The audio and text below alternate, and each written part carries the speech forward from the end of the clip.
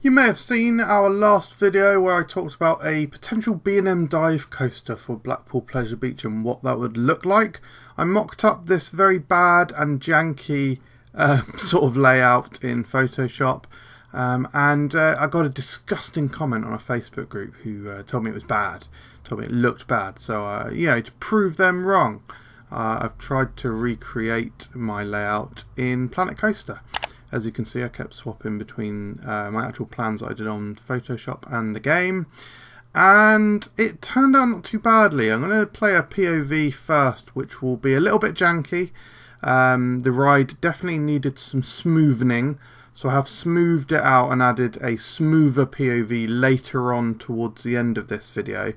But as you can see, I'm coming towards the end of the build here now. A couple of janky bits, but here's the first POV. So as you can see, the floor drops. I don't actually know if there's got a flawless train, but that is sort of good. So yeah, in terms of the colour scheme, I really like how this came out with the very bright yellow, and the fact that the ride has got a banana roll. I just can't get it out of my head that I want this ride to be called Banana or Banan.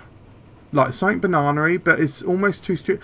Like calling it banana would make it a bit of a laughing stock. So maybe I'm not crazy about calling it banana, but I don't know. The first version of this drop is very, well, as you can see, it's janky and rickety and jolty. The rest of the ride isn't too bad, but look at that. Did you see that? That wasn't even planned on that first POV that I did. Epic shot, right? Anyway, yeah, I do smooth out that first drop in the final POV. You'll see shortly.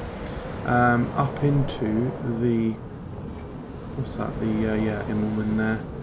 Then the lovely little vertical loop. I'm going to put in some cinematic shots now, and then close out this video with the POV of the smoothed version. Enjoy.